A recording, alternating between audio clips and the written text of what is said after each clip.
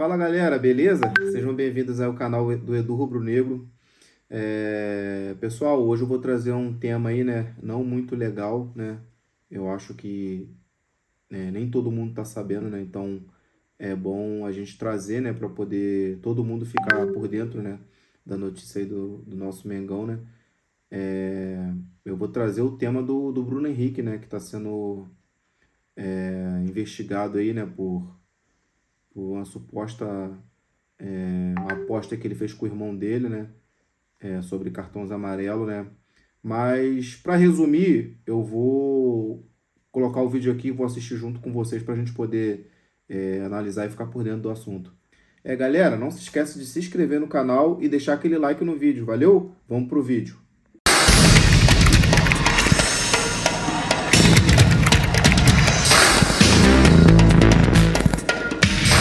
O atacante Bruno Henrique esteve em campo pelo Flamengo 2 vezes essa semana. Mas o jogo dele que mais repercutiu nesses últimos dias foi disputado em 1º de novembro de 2023. Flamengo e Santos se enfrentaram em Brasília pelo Campeonato Brasileiro. Nos minutos finais da partida, Bruno Henrique levou um cartão amarelo. Depois de reclamar com o árbitro Rafael Klein, o atacante foi expulso.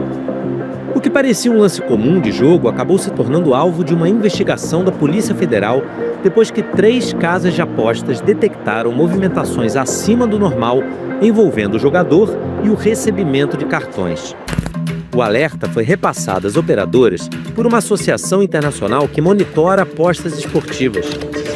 A Confederação Brasileira de Futebol e outras entidades ligadas ao esporte têm parceria e recebem informes periódicos dessas empresas, especializadas em colher dados que possam indicar qualquer tipo de manipulação por meio das chamadas bets. Com o alerta recebido, a PF deu início à apuração em agosto do ano passado. Em novembro, um ano após a partida, os investigados foram alvo de uma operação de busca e apreensão. Depois de analisar celulares e computadores apreendidos, a polícia concluiu um relatório que contém diversas trocas de mensagens entre Bruno Henrique e Vander Nunes Pinto Júnior, o irmão dele. O documento aponta que o jogador do Flamengo forneceu informações privilegiadas, repassadas por Vander a um grupo de apostadores, que inclui parentes e amigos. Ao todo, 10 pessoas foram indiciadas. Vander Júnior e Bruno Henrique podem responder por fraude em competição esportiva, com pena prevista de 2 a 6 anos de prisão, e estelionato, 1 a 5 anos de cadeia. Os demais foram indiciados por estelionato. A polícia dividiu as investigações em 2 grupos, o que definiu como núcleo familiar, concentrado nas mensagens enviadas e recebidas a partir de Vander, e um segundo núcleo com amigos de Vander, que também se beneficiaram das informações para apostar. Conversas entre Bruno e Vander já tinham sido divulgadas no decorrer da semana. Pouco mais de 2 meses antes do jogo Flamengo e Santos, Vander perguntou ao irmão se ele estava com 2 cartões amarelos e pediu para ser avisado quando Bruno fosse forçar o terceiro. Bruno respondeu: contra o Santos. Vander agradeceu e afirmou que iria guardar o dinheiro do investimento. No mês seguinte, em 16 de outubro, nova consulta. Vander disse: tá com 2 de novo, hein? Quando for tomar o terceiro, avisa. Bruno Henrique respondeu: me chamou para falar isso? Tá de brincadeira? Mas 3 dias antes do jogo contra o Santos, em 29 de outubro, Bruno procurou Vander e perguntou se o irmão se lembrava do que haviam conversado anteriormente. Vander pareceu não entender a pergunta e recebeu uma ligação de Bruno. A polícia acredita que a chamada tenha sido para falar da possibilidade de forçar o cartão amarelo. O Fantástico teve acesso a mensagens inéditas, trocadas entre Vander e os pais dele e de Bruno Henrique, e entre Vander Júnior e a esposa, Ludmila Araújo Lima, nos dias que antecederam o jogo e depois da partida. Vander relatou à mãe a dificuldade em fazer novas apostas com a própria conta, em razão de uma operadora já ter bloqueado, por segurança, a opção cartão amarelo para Bruno Henrique. A mãe questionou: será que há a possibilidade de abrir de novo? Vander disse que não poderia ficar dando muita informação ali, mas que olharia isso no dia seguinte. Vander e a mãe trocaram informações sobre CPFs, e-mails e datas de nascimento de terceiros, pessoas que poderiam abrir novas contas. O filho repassou diversos boletos de casas de apostas pedindo que a mãe efetuasse os pagamentos. A PF também investiga se era Vander quem operava contas abertas em nome de Ludmila Lima. Eles se falaram sobre uma quantia que seria pagamento de uma aposta feita por ele, mas que estaria atrelada a uma conta dela.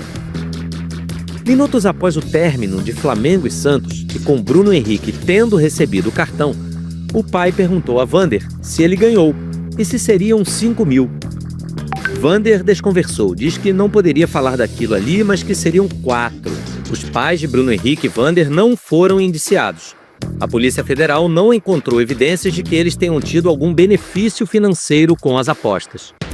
Um mês depois da partida, Vander Júnior voltou a escrever para Bruno Henrique. No dia que você me deu a ideia do cartão, eu apostei 3 mil para ganhar 12 mil. Só que até hoje ele não pagou, está sob análise. O dinheiro está todo preso lá.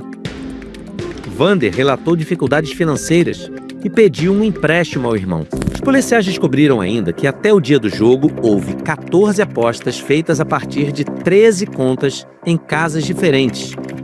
6 dessas contas criadas na véspera do confronto. A alta concentração de apostas em um cartão amarelo para Bruno Henrique vinha de Belo Horizonte, cidade natal do jogador, o que reforçou as suspeitas. Enquanto Flamengo e Santos se enfrentavam, alguns apostadores trocavam mensagens entre si, demonstrando preocupação pela demora do recebimento do cartão amarelo. Essas mensagens também estão transcritas no relatório da Polícia Federal, que será compartilhado com o Ministério Público do Distrito Federal, onde aconteceu o jogo. O MP vai decidir se oferece denúncia à Justiça e, a partir daí, os indiciados se transformam em réus. Na esfera esportiva, a documentação será analisada pelo Superior Tribunal de Justiça Desportiva. No fim do ano passado, o STJD não deu prosseguimento ao caso por considerar que não havia elementos suficientes. No momento anterior em que houve a solicitação, requerimento desse compartilhamento, de forma fundamentada foi negado o compartilhamento porque ainda estava em fase incipiente, embrionária de investigação e poderia comprometer o próprio sucesso da atuação da polícia e do Ministério Público. Se a Procuradoria acolher a denúncia dessa vez, ao final do processo, Bruno Henrique poderá ser suspenso ou até eliminado do futebol. São punições que já aconteceram ao final da Operação Penalidade Máxima, que entre o fim de 2022 e o ano passado, investigou casos de manipulação em jogos de futebol no Brasil. 22 atletas acabaram punidos, 5 foram banidos definitivamente do esporte. Os ritos devem ser seguidos justamente para o clamor não definir as medidas que devem ser tomadas. Nossa equipe procurou por Vander Júnior e Ludmila Araújo Lima em Belo Horizonte. Eles não quiseram gravar a entrevista. A defesa informou que não vai se pronunciar por enquanto. Em nota assinada pelo advogado Ricardo Pieri, a defesa diz que Bruno Henrique é conhecido e respeitado por sua simplicidade e comprometimento com o esporte. Que ele nunca esteve envolvido em esquemas de apostas e que é a favor de restrições ao negócio. Que distorções estão sendo causadas por interpretação de mensagens privadas fora de contexto. Mensagens que serão esclarecidas ao curso do processo. E que o atleta confia no Poder Judiciário. Se não houver um pedido de suspensão preventiva, Bruno Henrique pode continuar jogando normalmente. O Flamengo, em nota, disse que aguarda as investigações, se compromete com a ética no esporte, mas defende a presunção de inocência do jogador enquanto isso. O contrato dele com o clube vai até dezembro do ano que vem.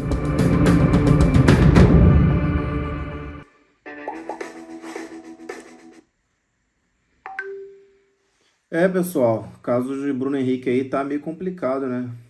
É bem parecido com o caso que aconteceu lá com o Lucas Paquetá também, né? Tipo assim, cara, a justiça é difícil de enganar, né? A justiça, a lei, né? Porque os caras, eles estão vendo que os caras conseguem encontrar, né, cara? Paquetá foi a mesma coisa, onde ele morava antes, né? De ir lá pra Europa, houveram muitas apostas, assim, localizadas, né, concentradas onde ele morava.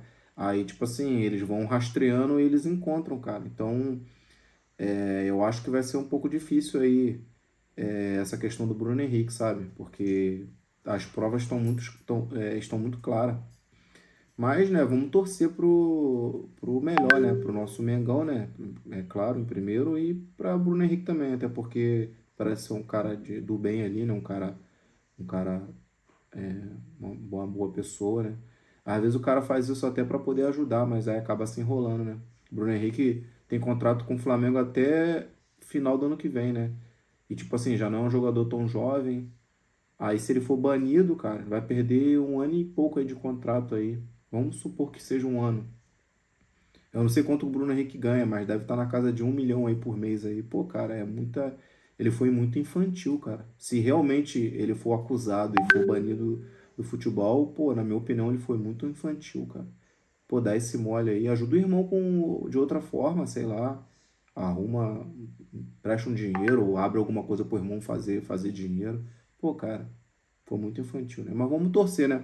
Para que isso tudo seja resolvido da melhor maneira, né? Principalmente pro Flamengo, né? Porque vai ser prejudicado também se a gente perder um jogador, porque o Bruno Henrique, ele é muito importante pro Flamengo. Mas valeu, pessoal. Muito obrigado aí por assistir até o final. Se inscrevam no canal, não se esqueçam e deixa aquele like no vídeo, valeu? Muito obrigado aí, é nóis.